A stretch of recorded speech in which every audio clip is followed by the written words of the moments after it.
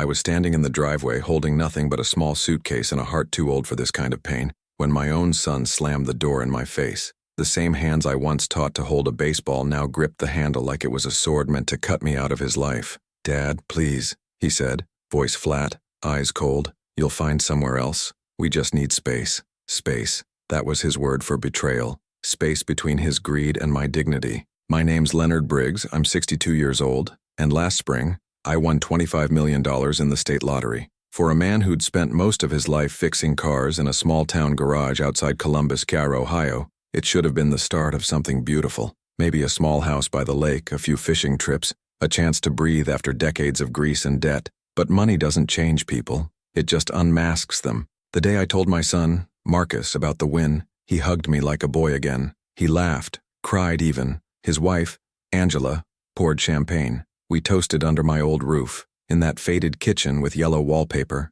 and I thought, naively, that family would make this blessing even sweeter. I was wrong. Within a week, Marcus started handling things for me. Lawyers, accounts, smart investments. He said I was too old to understand modern finances. I let him, thinking it was good for him to feel responsible. Then came the suggestion that I move in with him for convenience.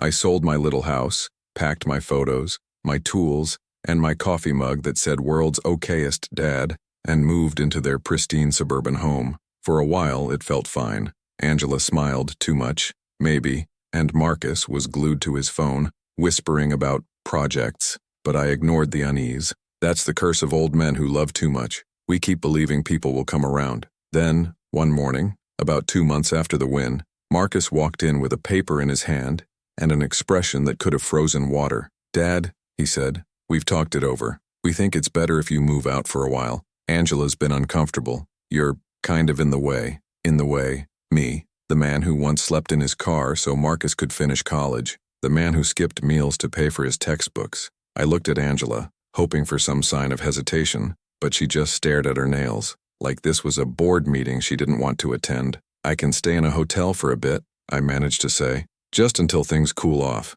"No, Dad," Marcus replied, already turning away. "You need to sign over access to the remaining funds first, just to keep things organized." That's when I felt it, the shift, the invisible line where love turns to calculation. I didn't argue. I signed. I left. Because pride, even in its last breath, can still whisper, "Don't beg your own child to love you." But I had a plan that no one, not even myself, could have predicted. The motel I found was nothing like the life I dreamed of when those lottery numbers came up. Flickering neon lights, a smell of wet carpet, and a window that looked out onto the back of a gas station. But the coffee was hot, and the silence was honest. I spent hours sitting there just thinking about money, about Marcus, about what kind of man I'd been to raise someone who could turn so cold. Funny thing about money, it amplifies character like a loudspeaker, and what it amplified in my son was hunger, not the kind that asks for food, but the kind that devours everything around it. A week passed before I decided to check my accounts.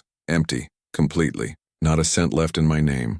Marcus had drained everything, every last dollar. I sat there, staring at the screen, feeling my chest tighten. The betrayal wasn't just financial, it was existential. That night, I didn't sleep. I just stared at the ceiling and whispered, "You'll regret this, son. Maybe not today, but you will." 2 days later, fate gave me a nudge. I got a call from Linda, the clerk at the corner store where I'd bought the ticket. She said, "Mr. Briggs, you still have that second ticket, right?" I blinked. "Second ticket?" She laughed softly. "You always played 2 at a time, remember? You bought one with your usual numbers and one with random picks. You never came to claim that one." I almost dropped the phone. I had completely forgotten. That second ticket, purchased in the same burst of hope, was still sitting inside the old toolbox I'd left in Marcus's garage. I sat there for a long time, heart pounding like an old engine trying to start. Maybe this was luck giving me one last chance to choose who I wanted to be, victim or teacher. That night, I went back to Marcus's house, quietly. His lights were off, except for the blue flicker of the TV in the living room. I knew where the toolbox was, bottom shelf, behind the lawnmower. My hands trembled as I reached for it. It was still there, dusty, but untouched. Inside, among old wrenches and a few rusty nails, was that small piece of paper, the forgotten ticket. I didn't know if it was worth anything, but it felt like holding a key to something bigger than luck. The next morning, I drove back to the store. Linda scanned the ticket. Her eyes widened. "Mr. Briggs, This one's worth $200,000. I laughed. For the first time in weeks, I really laughed. It wasn't about the money. It was the message. Life wasn't done talking to me yet. I opened a new account that same day. Quietly, secretly, I didn't tell a soul. And I started planning something that would make my son remember exactly who raised him. That's when I decided to do something they would never forgive me for. When you're a mechanic for 40 years, you learn that fixing engines isn't about strength. It's about patience. You listen, you wait, you understand where the system failed before you touch a single bolt. Revenge works the same way. After I opened that new account, I didn't rush. I rented a small studio above Martha's diner, a family place where coffee came with conversation. Martha herself, a widow in her late 50s with kind eyes and a sharper tongue, gave me a discount after I fixed her old freezer for free. "You've got good hands, Leonard," she said one morning. "Shame your son didn't inherit that instead of his attitude." Word travels fast in small towns. People already knew the story. The old man who won the lottery, only to get tossed out by his own son.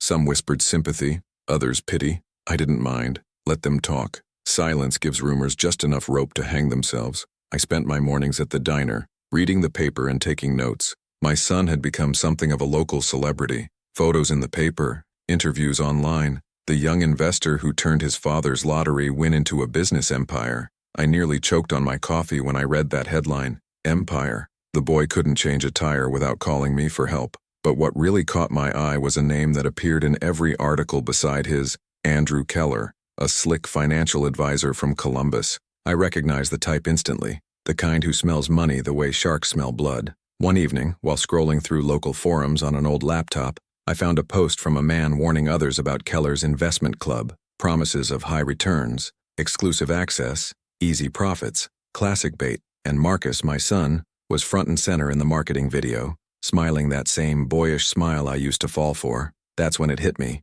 Marcus wasn't just greedy, he was being used. I'd like to tell you I felt sorry for him. Maybe a small part of me did, but the larger part, the father who had been humiliated, thrown out, erased, felt something sharper, justice. The next morning, I made my move. I went down to the Franklin County Courthouse and filed a simple, quiet document, a request for a financial audit on the lottery trust, because, legally, the winnings were still tied to my name. Marcus had authorization, not ownership. It would take weeks, maybe months, for the system to catch up, but that was fine. Time was my new ally. In the meantime, I went back to the life I understood, fixing things. Martha let me turn her storage room into a little workshop. Locals brought in broken radios, lamps, old clocks that hadn't ticked in years. One night, as I worked on a busted pocket watch, I caught my reflection in the glass. Tired eyes, sure, but steady. And in that moment, I realized something that would change everything. I didn't need to destroy Marcus. I just needed to let his own choices do it for me. Still, I wanted to watch. So, on a quiet Thursday afternoon, I walked into the Keller and Briggs investment office. Yes, my own last name now printed under another man's. Marcus wasn't expecting me. The look on his face was priceless, half guilt, half annoyance. "Dad," he said, standing quickly, "what are you doing here?" "Just curious," I said, pretending to admire the fancy new office furniture. "Wanted to see what my money built." Angela came out of a back room, wearing a red dress that probably cost more than my old pickup. "Leonard," she said coolly, "we weren't expecting visitors." "Don't worry," I smiled. "I won't stay long." I looked around at the staff, the glossy awards on the wall, the fake smiles. "You've done well for yourself, son. I almost didn't recognize you." He shifted uncomfortably. "Dad, you can't just show up here. It's not appropriate." I laughed. "Appropriate? You mean like throwing your father out of his own house?" The room went still. Even Keller, who'd been watching from behind his glass office door, stepped out. "Mr. Briggs," he said smoothly, "why don't we take this conversation somewhere private?" "Don't bother," I said, turning to leave. I've seen all I needed to see. As I walked out, I caught Keller whispering something to Marcus, something that made my son's face go pale. That was the moment I knew their little empire had cracks. Back at the diner, Martha poured me another cup of coffee and said, "You look like a man who just saw a ghost." "Something like that," I said, "only this one's still breathing." She grinned. "Then don't exercise it too fast. Let it haunt a while." That night, I watched from a distance as the lights in Marcus's office stayed on late. He was pacing, arguing on the phone, the empire was shaking, and the tremor was just beginning. A week later, I got a call from a detective named Roland from the Financial Crimes Unit. "Mr. Briggs," he said, You might want to come downtown. There's been some activity with your trust account. When I arrived, he showed me documents I'd never seen. Massive transfers from my fund to offshore accounts, all signed by Marcus and Keller. We're investigating Keller for fraud, Roland explained. Your son may have been manipulated or complicit. Hard to tell yet. I nodded, calm as stone. You'll find what you need. Just follow the money. He looked at me curiously. You seem remarkably composed, Mr. Briggs. Most people would be angry. Anger's just energy.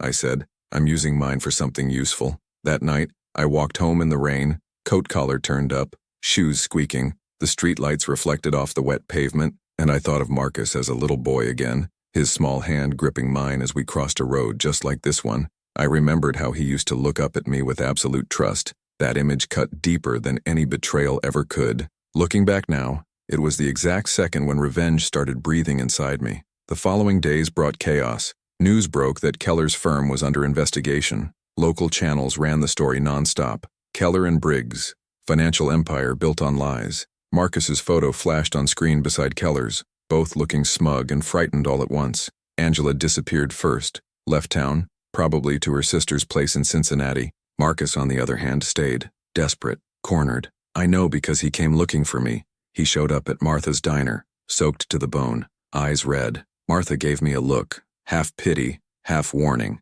before walking to the back to check the soup. Dad, Marcus said quietly. I messed up. I sipped my coffee and didn't look at him. That much is clear. Keller took everything. He continued. He said it was temporary, but the accounts are empty. The feds are calling. I don't know what to do. Seems you could use some space, I said, echoing his own words. His face crumpled. Dad, please, he whispered. I need your help. I'll fix this. I swear. I finally looked at him. Then, and for a second, I saw the boy he used to be, the one who cried when his pet turtle died, who used to bring me coffee in the garage just to feel grown up. But then I saw the man who'd thrown me out for convenience, who'd traded blood for balance sheets. You remember that old saying? I said softly. What goes around, comes around. He nodded, trembling. Well, I said, looks like it finally found its way home. He started to cry, real tears, the kind that make your throat tighten whether you want them to or not. Dad, he said, I'm sorry. And there, in the middle of that little diner with the smell of bacon and rain in the air,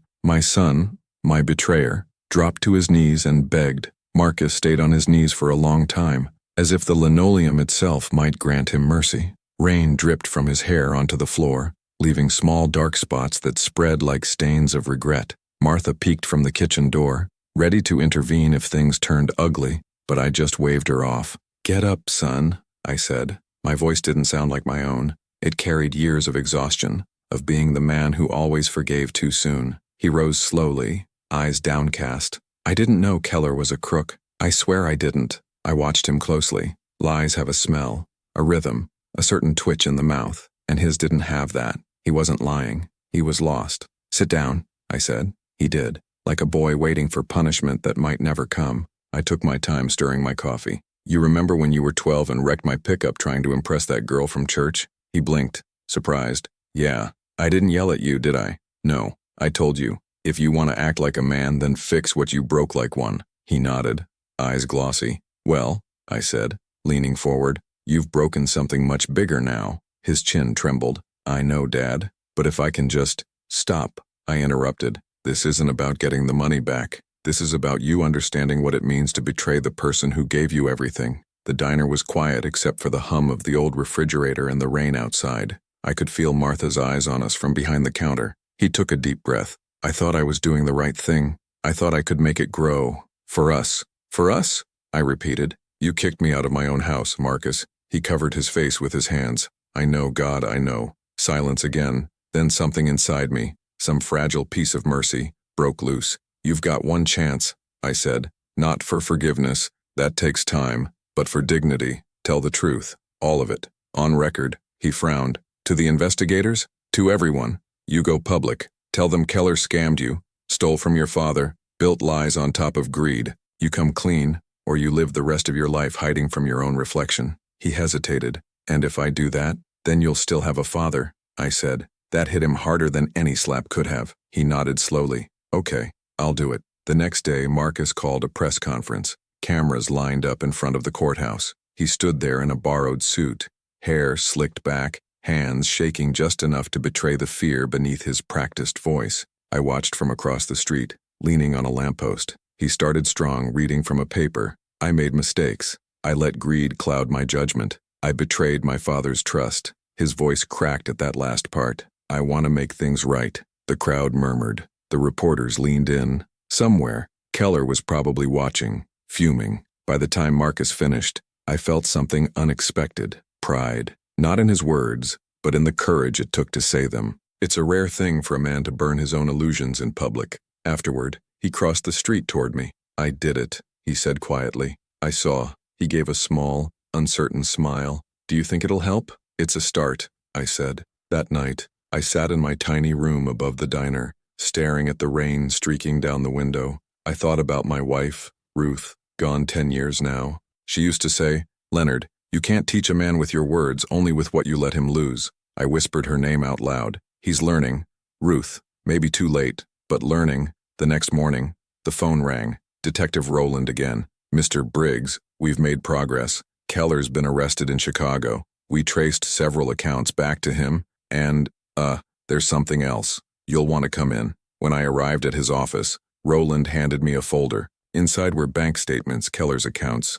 On the third page, my eyes stopped cold. There it was, a hidden transfer from Keller to Marcus, a personal payment, $200,000. I looked up slowly. He took a cut. Rowland nodded. Seemed so. He cooperated, but he wasn't innocent. My advice? Let us handle it legally. I thanked him and left. My legs felt heavy, as if I were walking through water. By the time I reached the diner, the anger had caught up. I slammed the folder on the table. Martha jumped. "Everything all right, Leonard?" "No," I said. "Everything's exactly as it is." I didn't call Marcus that night, or the next. I let the silence sit between us like an uninvited guest. On the third night, there was a knock at my door. I knew that knock. "Come in," I said. Marcus stepped inside, holding a paper bag with 2 burgers and a milkshake. My favorite. He was trying to soften the blow. "Dad, can we talk?" I nodded toward the chair. "Go ahead." He sat, unwrapping the burger nervously. "You found out?" "I did." He stared at the floor. "I took it before everything went south.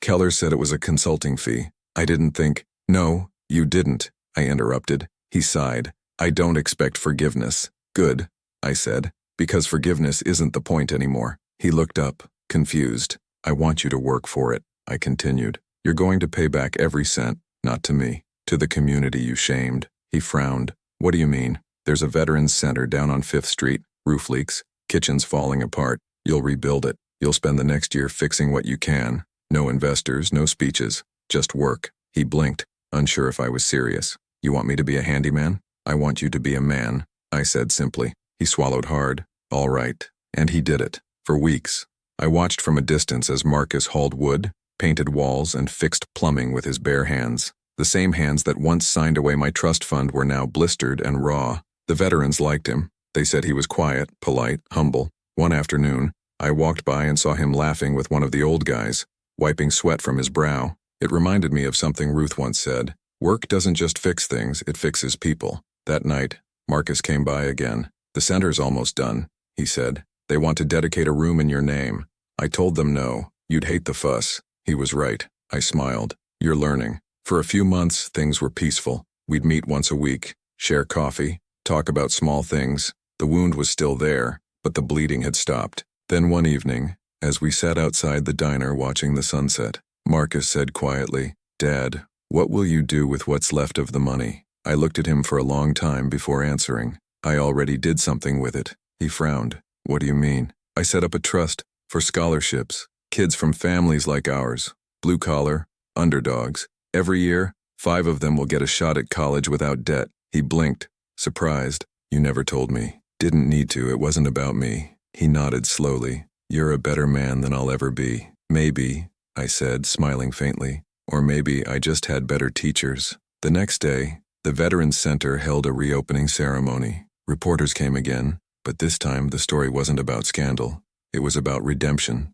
Marcus gave a short speech, simple and honest. "I learned that success without honor is just failure with expensive clothes," he said. After the event, as people clapped and cameras flashed, I stepped outside to breathe. The air was crisp, carrying the smell of fresh paint and barbecue. For the first time since winning the lottery, I felt something like peace. That night, Back in my little room, I took out Ruth's photograph from the drawer. "He's changing," I whispered. "Maybe not fast, but enough." And then I laughed softly to myself. You'd have told me to stop being dramatic. Still, one truth stayed with me. Revenge hadn't fixed anything. It hadn't filled the hollow space where trust once lived, but it had restored something deeper: balance. Weeks later, a letter arrived, from Marcus. No envelope, just folded paper slipped under my door. "Dad, I don't know if I deserve to call myself your son again, but I'm trying to live in a way that might make you proud someday. You were right about everything. Money didn't change me. It revealed me. I don't want to be that man anymore. Thank you for not turning your back completely. Love, Marcus." I sat there for a long time, letter trembling in my hands. Then I tucked it inside the same toolbox that had once hidden my second lottery ticket, the one that started everything. It felt fitting, because life, like an engine, always leaves a few spare parts. Some you lose, some you find again, and sometimes, the broken ones are the most worth keeping. Peace is a fragile thing. It doesn't arrive with trumpets or grand gestures. It tiptoes in quietly, like a stray cat testing whether it's safe to stay. For months after the Veterans Center opened, I lived in a rhythm that felt almost holy. Mornings began with coffee and the low murmur of Martha's diner. Afternoons spent fixing what was broken: toasters, radios, sometimes hearts. I was no saint, but I'd learned something close to grace. Marcus was different too. He still came around, sometimes just to talk, sometimes to help with odd jobs. There was a new humility in his posture, a softness in his voice. He didn't look like the man who once stood in a $1,000 suit pretending to understand wealth. He looked like my son again, but peace never lasts long enough to grow roots.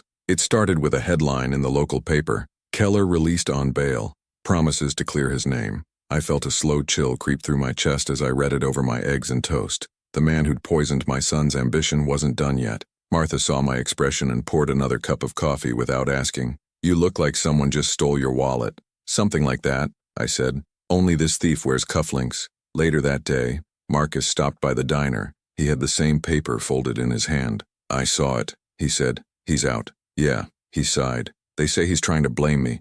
Claims I handled all the transfers. That he was just advising." I looked up. "Do you still have those records you gave the investigators?" He nodded. "Every one of them." "Good. You'll need them again." He sat down heavily. "Dad, I can't go through this all over again. The humiliation, the interviews, the looks." "You can," I said gently, "because the difference now is that you've got truth on your side. That's the kind of currency that doesn't depreciate." He smiled faintly at that. "You always did have a line for everything." "Years of practice," I said, "mostly talking to stubborn people named Marcus." He laughed, a small sound but real. It reminded me of when he was a boy, before the world taught him to measure worth in dollars. Still, I could see the storm behind his eyes. A week later, a black car pulled up outside the diner while I was sweeping the porch.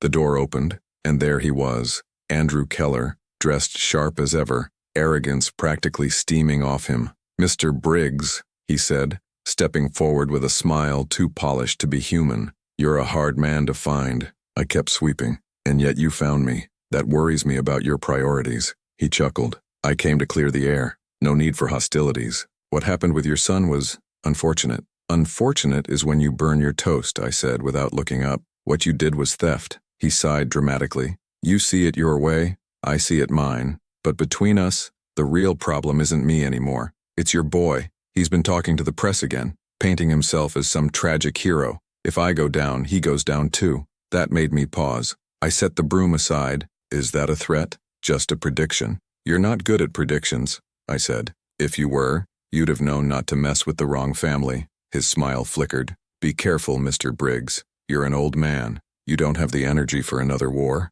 I leaned closer, close enough to smell the expensive cologne hiding the rot beneath. "The thing about old men," I said, "is that we've already survived every war worth fighting." He left soon after, but his shadow stayed. That night, Marcus called. "He came to see me too," he said. "Offered me a deal. If I say the money transfers were my idea, he'll make sure I keep a percentage." I clenched my jaw. "And what did you tell him?" "That I'd rather go broke than go back to being the man I was." I felt pride swell in my chest. Quiet, but powerful. Still, I knew Keller wouldn't stop there. Men like him don't retreat. They rot outward, spreading poison wherever they can. 2 days later, I found my workshop ransacked. Tools scattered, drawers emptied, papers torn, nothing stolen.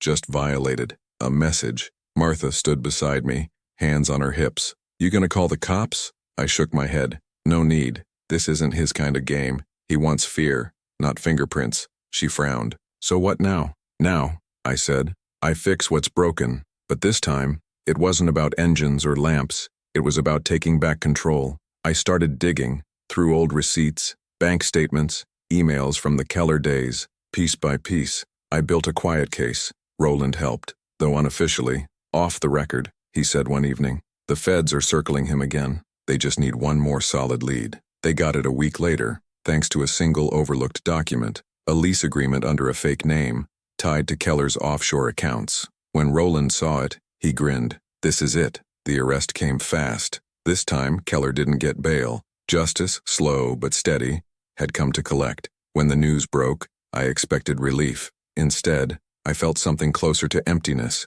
The revenge, the fight, the righteousness, all of it suddenly felt heavy, like armor I didn't need anymore. That evening, I found Marcus sitting on the steps outside the Veterans Center. He had a hammer beside him, still dusty from repairs. It's over, he said quietly. Almost, I replied. He looked at me. You don't seem happy about it. I'm tired, I said. That's all? He nodded. Yeah, me too. For a while, we sat in silence and watching the sun dip below the horizon. The sky looked like bruised gold, beautiful and painful at the same time. Dad, he said finally, do you ever wish you'd never won that lottery? I thought about it. The laughter, the betrayal, the nights alone in that motel, the lessons learned the hard way. No, I said. Winning didn't change who we were. It just showed us what was already there. He smiled faintly. Guess we didn't like the reflection much. Few people do, I said. But the mirror doesn't lie. A month passed. Keller went to trial, pled guilty to multiple charges. Marcus testified, calmly, truthfully. Watching him on the stand, I realized something important. Redemption isn't about erasing the past. It's about learning how to carry it without letting it crush you. After the sentencing, we went to the cemetery. Ruth's grave looked peaceful in the afternoon light, her name etched into the stone like a gentle command. Be kind, even when it hurts. Marcus knelt beside the grave. I wish she were here, he said softly. She is, I replied. In the parts of us that still know right from wrong. He nodded, tears tracing slow lines down his face. That night, we walked back through town together. The air smelled like rain again. Funny how life always circles back to the weather that started it all. When we reached the diner, Martha had closed up, but she'd left 2 slices of pie on the counter with a note. For the Briggs men, try not to ruin dessert with guilt this time. Marcus laughed. She knows us too well. Everyone does, I said. We're practically local mythology. As we ate, I realized how strange it was that something as simple as pie could feel like healing. Each bite tasted like forgiveness in small, edible form. The next morning, Marcus stopped by early. Dad, he said, I've been thinking, I want to do something with the scholarship fund. Expand it, maybe set up a mentorship program for kids whose fathers aren't around. Teach them what I had to learn the hard way. I looked at him for a long moment. You sure about that? It's not easy work. He smiled. Neither was earning your trust back. That made me laugh. All right, son, let's do it. Over the following months, the program took shape. We called it Hands Worth Holding, a name Marcus came up with, because, he said, you taught me the worth of work, and work taught me the worth of people. Every Saturday, we'd meet with a group of teenagers, some shy, some angry, all searching for something solid to believe in. Marcus taught them carpentry. I taught them mechanics. Martha brought sandwiches and stories. It felt like rebuilding the world one kid at a time. One boy, Tyrese, reminded me of Marcus at 16, restless, proud, quick to hide his pain behind jokes. One afternoon, after class, he asked, Mr. Briggs, your son really stole from you, and you still hang out with him? I smiled. Yeah, guess I'm a slow learner. He frowned. I don't get it. Someday you will, I said. When you love someone enough to want them to be better more than you want them to be punished. He looked thoughtful. That's hard. Anything worth keeping is, I said. That night, after the kids left, Marcus turned to me. You know, that was the same thing you used to tell me when I'd mess up as a kid. I nodded. Some lessons don't expire. Months turned into a year. Keller disappeared into the prison system. The Veterans Center thrived. The scholarship program grew. My little workshop became a symbol, not of what we lost, but of what we rebuilt. One evening, Marcus handed me a small box. For you, he said. Inside was a gold pocket watch, repaired, polished, engraved, the same one I'd fixed months ago. On the back, he'd had it inscribed, "Time can't erase love." I didn't cry often, but that night, I did, quietly. "You fixed it," I said. He smiled. "No, you did. I just finished what you started." The next morning, I stood by the lake, the one I'd once dreamed of retiring beside. The water was calm, reflecting a sky that finally looked clear. I realized that revenge, forgiveness, and love were all just different languages for the same thing, wanting the pain to mean something. I took out Ruth's picture, held it against my chest, and whispered, "We're all right now." Then I looked at my son, standing beside me, and added, "We finally made it home." The older I get, the more I understand that peace doesn't mean silence. It hums beneath the noise, under laughter, under regret, under the stubborn rhythm of living. For almost 2 years after Keller's trial, my life settled into something resembling that hum. The scholarship fund grew quietly, the Veterans Center stayed busy, and my son finally found his place in the world that didn't depend on deceit or inheritance. But time, like water, always finds the cracks. It began with a letter, thin, official-looking, stamped from the State Education Board. I didn't think much of it at first. Bureaucracy loves its paperwork. But as I read,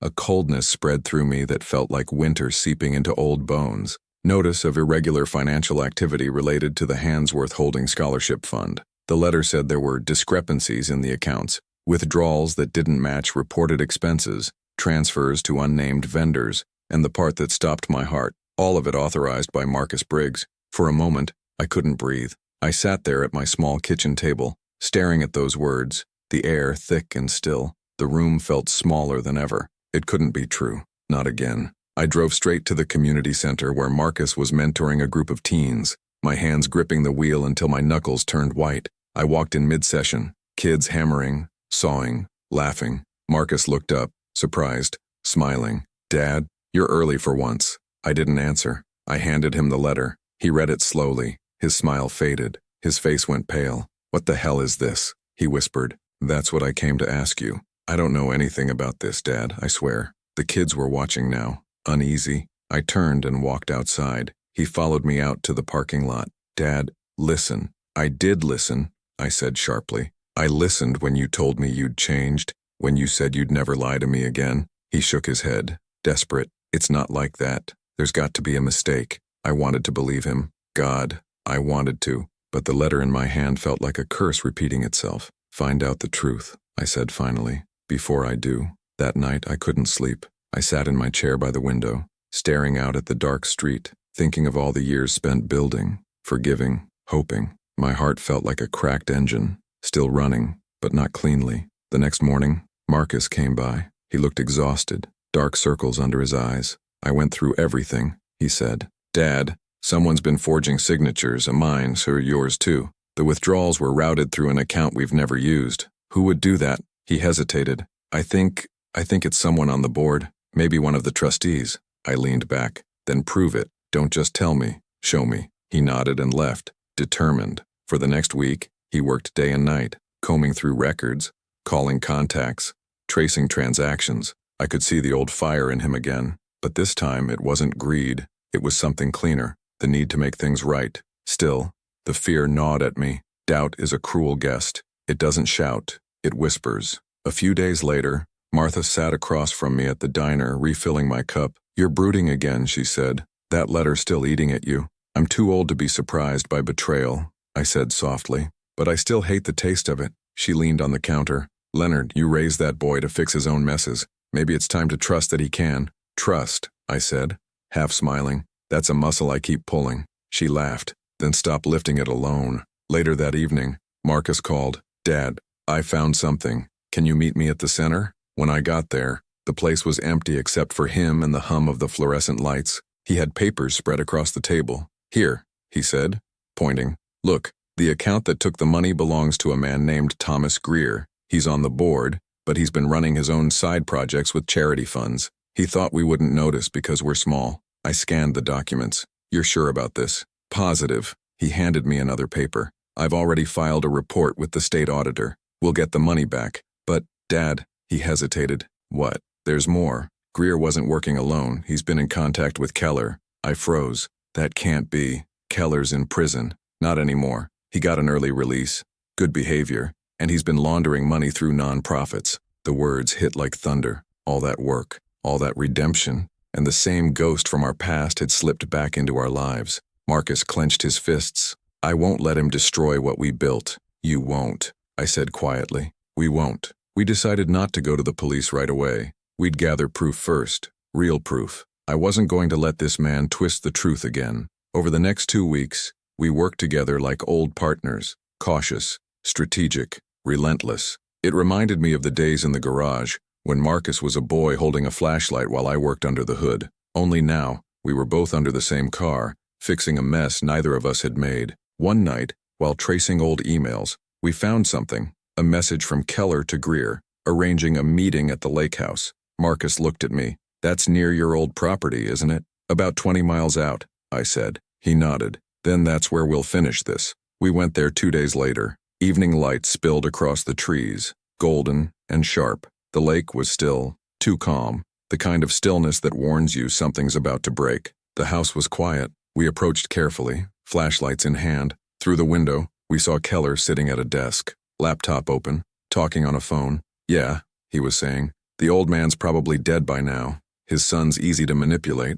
Give him a little guilt and he folds. Marcus's jaw tightened. He's still underestimating us. We stepped inside. The floor creaked under my boots. Keller turned, startled, then smirked. Well, look who crawled back from the moral high ground. Evening, Keller, I said. You and I have unfinished business. He laughed. Business? You've got no idea how this world works, old man. You can't stop money. It moves through the cracks. Same way you do. Marcus took a step forward. You used me. You stole from my father, from the people we were trying to help. Keller shrugged. You were easy.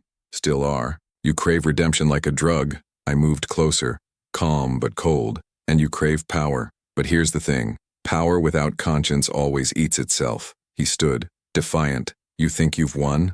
You'll never prove any of this. Marcus held up his phone.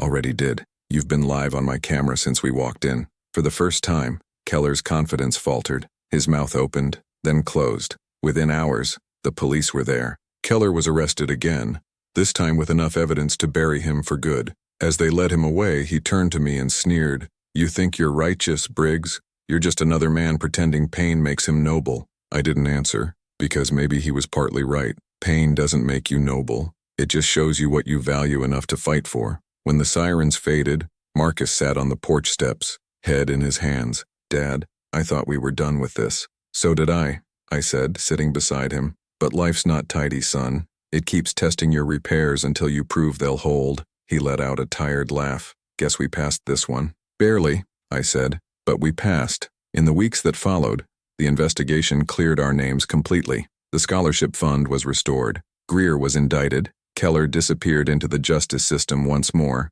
this time without a way out. When the dust settled, Marcus and I took a drive out to the lake again. Same spot, same quiet. The leaves were turning gold now, the air carrying that crisp, early autumn chill. I used to think revenge was strength, Marcus said, staring at the water. Now I think it's just another way of holding on to pain. I nodded. You're right, but sometimes, you have to hold it for a while before you're ready to let it go. He looked at me. You ever let it go, Dad? I thought about that for a long moment. The anger, the betrayal, the years lost to pride and silence. Some of it, I said. Not all. Maybe that's okay. He smiled faintly. Maybe it is. We stood there a long time. Two men with too much history and just enough hope. Before we left, Marcus reached into his pocket and handed me something. A folded piece of paper. What's this? New proposal, he said. I want to rename the scholarship. Call it the Ruth Briggs Foundation. Mom deserves her name on it. My throat tightened. I looked out at the water shimmering in the dying light. She'd like that, I whispered. He smiled. Then it settled. As we walked back to the car, I realized that maybe, for the first time, we weren't walking away from something. We were walking toward it. People like to say life comes full circle, but it doesn't. Circles close perfectly. Life never does. It moves more like a spiral. You pass by the same places again, but from a higher view, where the pain looks smaller and the meaning looks larger. By the time the Ruth Briggs Foundation launched, I was 65, and finally starting to understand what survival really means. It's not staying alive. It's staying kind, even after the world tries to harden you. The foundation's opening ceremony took place at the Veterans Center we'd rebuilt years before. It had become something of a town landmark now. Polished wood floors, a mural of old photographs, the faint smell of coffee and new paint. On the wall, a brass plaque read, Ruth Briggs Foundation, for those who build, repair, and begin again. Marcus was in charge of organizing the event. He wore a simple gray suit, nothing fancy, but it fit him better than any expensive one ever had. I stood at the back, hands clasped, listening to him speak before a small crowd of donors, students, and old veterans who'd become family. My father taught me that fixing things takes patience, Marcus said into the microphone, but fixing yourself takes courage, and if you're lucky, someone will love you enough to wait while you figure out how. The audience fell silent, and for a moment, even I had to blink back the weight behind his words. When the ceremony ended, people came up to shake our hands. A young woman, one of the first scholarship recipients, told me she'd just been accepted into an engineering program. Your story inspired me, she said. It made me believe that no mistake has to be permanent. Her words hit deeper than she knew. After everyone left, Marcus and I stayed behind to lock up. The air smelled like rain again, always the same rhythm marking the turns of my life. Mom would have liked this place, he said, looking around. She would have loved it, I replied. You too, he smiled softly. You ever think about what you would have done with that lottery money if none of this had happened? All the time, I said. Then I remember that maybe this, all of this, is what it was for. He looked at me, puzzled. Money's just a spark, I continued. What matters is what it lights up in people. Sometimes it burns, sometimes it warms. Depends on who's holding it, he nodded slowly. Guess I had to get burned first. Me too, son. That night, I walked home through the quiet streets, thinking about time, how it softens sharp memories until even pain becomes a kind of music. The lights in the diner were off, but Martha had left a note taped to the door. Come by tomorrow. Got new pie flavors. You're not done tasting life yet. That woman had a way of saying things that stuck. The next morning, over pie and black coffee, Martha asked, So, now that you're practically a local legend, what's next for Leonard Briggs? I laughed. Legends are just tired people who didn't die before their story got interesting. She smirked. That's poetic. You should put it on a t-shirt. But her question lingered. What was next? I'd spent years surviving storms, the betrayal, the revenge, the rebuilding. I wasn't sure who I was without a battle to fight. For the first time in a long time, the future looked blank, and that scared me more than any enemy ever had. That night, I sat by the lake. Same bench, same reflection of stars on dark water. I pulled out Ruth's old letter, the one she'd written to me a few months before she passed. The paper had yellowed at the edges, but her handwriting still looked alive. Len, when I'm gone, don't stop living just to keep me close. Keep moving, keep building, keep forgiving. That's how you'll find me again. I read it 3 times before folding it carefully back into my jacket. Then I whispered to the night, I'm still building, Ruth, just slower now. The wind picked up, cool and gentle, as if she'd heard. Over the next few months, I started doing something I hadn't done in years. Writing. Not letters, not speeches, just small notes about the things I'd learned, the difference between pride and dignity, between guilt and redemption, between silence and peace.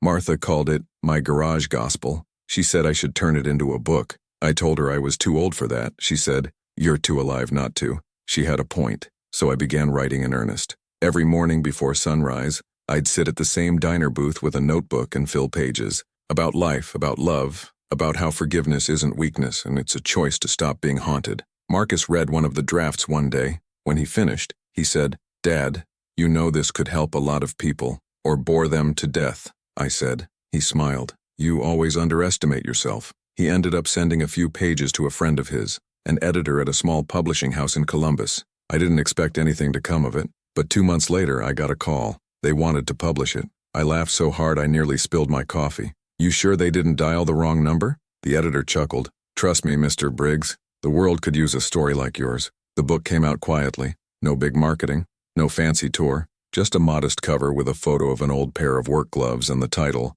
Still Fixing Things. To my surprise, people read it. Letters started arriving, from veterans, from widows, from fathers and sons who hadn't spoken in years. One man wrote, I read your story and called my dad for the first time in 20 years. Thank you. I sat with that letter for a long time. Then I cried, the kind of tears that clean you out from the inside. One morning, about a year after the book came out, Marcus came to see me. He looked different again. Not younger, not older, just steadier. I've been offered a position, he said, a state advisory board on community grants. They want me to help oversee funding for education programs. That's full circle, son, he smiled. You think I should do it? I looked at him, really looked. If you can use what you learned to make the world a little less cruel, then yes. That's the only kind of job worth taking. He nodded. You'll come visit me in Columbus, right? I might, I said, if I can find a good diner. He laughed. You and that coffee. You and that guilt, I teased. He hugged me then.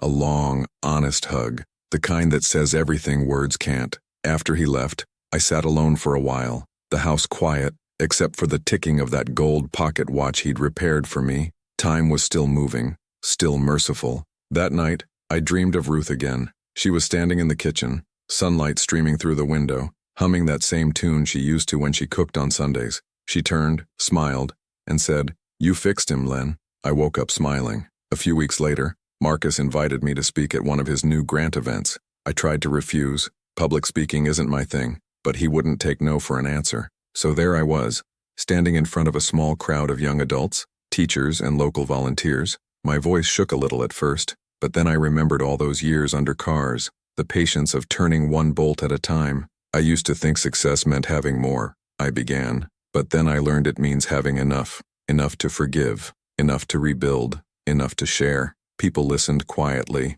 eyes locked on me. Some nodded, a few teared up. When my son and I lost everything twice when we thought the worst part was being broken, I continued. Turns out, that was the best part, because being broken gives you a chance to decide what's worth fixing. When I finished, the room stood in applause. Not the polite kind, the real kind. Marcus came up after and whispered, "You've got a gift, Dad." I chuckled. I had to live long enough to unwrap it. Months passed. Seasons turned. The foundation flourished. The book kept selling quietly, and my days became slower, softer. Sometimes, I'd sit on the porch of the diner and just watch the town breathe.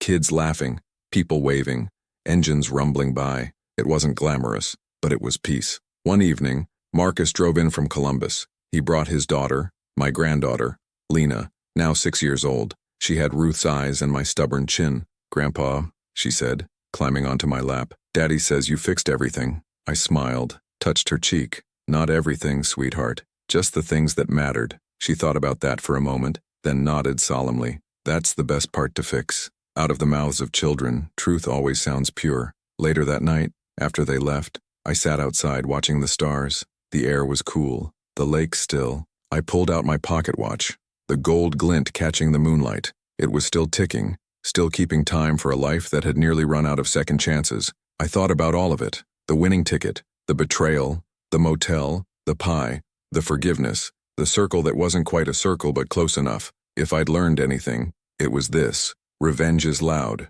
forgiveness is quiet, but quiet things last longer, and I wanted whatever time I had left to last. I closed my eyes and whispered, "Thank you," to no one and everyone, to Ruth, to Marcus, to the rain that had been falling through every chapter of my life. Then I went back inside, put on a pot of coffee, and started writing again, because even at 68, I was still fixing things, one story, one scar, one breath at a time.